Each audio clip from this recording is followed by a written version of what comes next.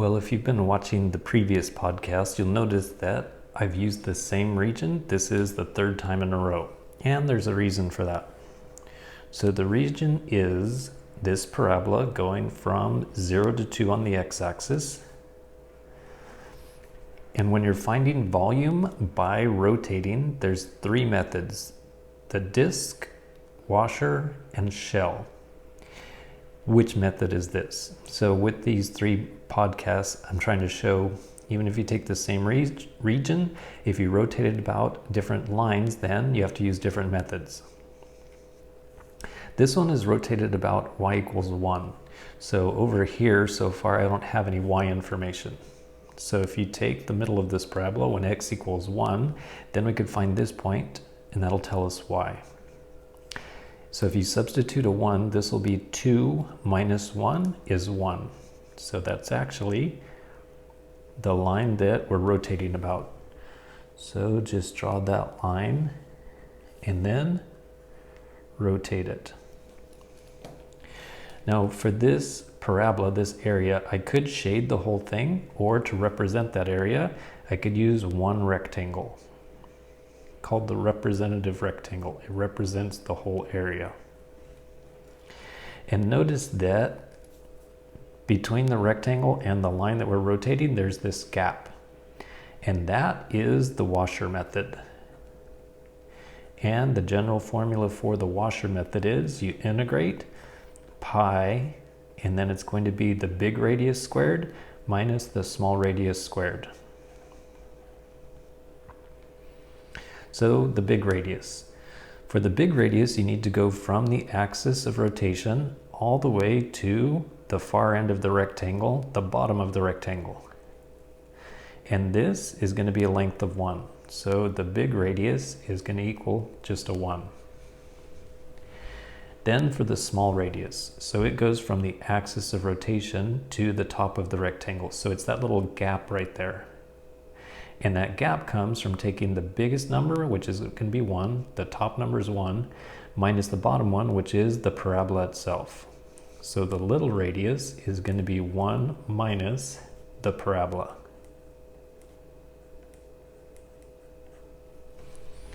Okay, now we're ready to set up the integral. So it's going to be integrate pi, and then the big radius needs to be squared, so that's going to be 1 squared, minus the small radius, so that's this guy right here, needs to be squared. Well, I'm going to do a little bit of the algebra. Distribute the negative, it's going to have x squared minus 2x plus 1. X squared minus 2x plus 1. And then that needs to be squared. And then we'll have x go from 0 to 2. So with this right here, I need to do some algebra and multiply that out. So I'm going to use some scratch paper right here, and then multiply what is x squared minus 2x plus 1 times another x squared minus 2x plus 1. So to begin with, take x squared and multiply it with all three of those terms. So it'll have x to the 4th minus 2x cubed plus an x squared.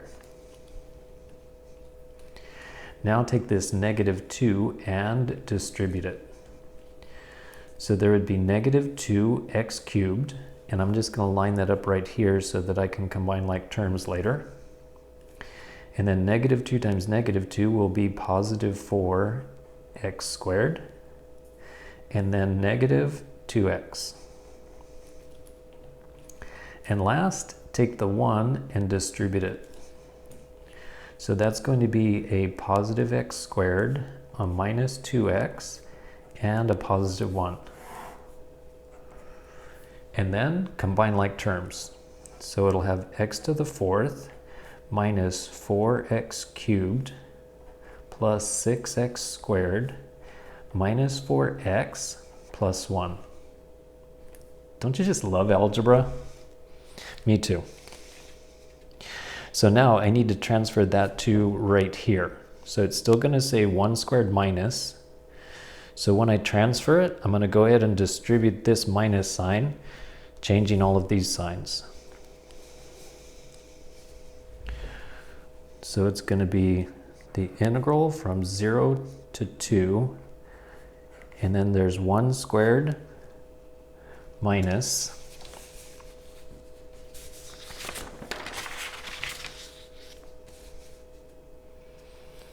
okay, now take that negative and distribute it. So it's going to be minus x to the 4th plus 4x cubed minus 6x squared plus 4x and minus 1.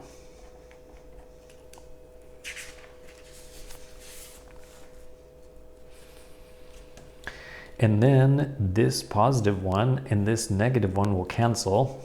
Thank goodness, that's going to make it a lot easier. Speaking of making it easier, I'm going to factor out pi. Oh yeah, and then after that, I'm ready to do the antiderivatives. So this one will be negative x to the 5 over 5. For this one, it'll be x to the 4 over 4, and then the 4's are going to cancel. This one will be x to the 3 over 3, and then reduce it. This one will be x to the 2 over 2, and then reduce it. And then evaluate from 0 to 2. So there is still the pi, and then there's negative 2 to the 5th over 5 plus 2 to the 4th minus 2, and then 2 is cubed plus 2 times 2. Wait a second, I forgot to write the squared on that one. Let me double check. Take the derivative of this is 4x. Okay, I forgot the squared. Now it's back. And then this would be 2 cubed times the 2, so that means it's negative 2 to the 4th. Together with this positive 2 to the 4th, they cancel.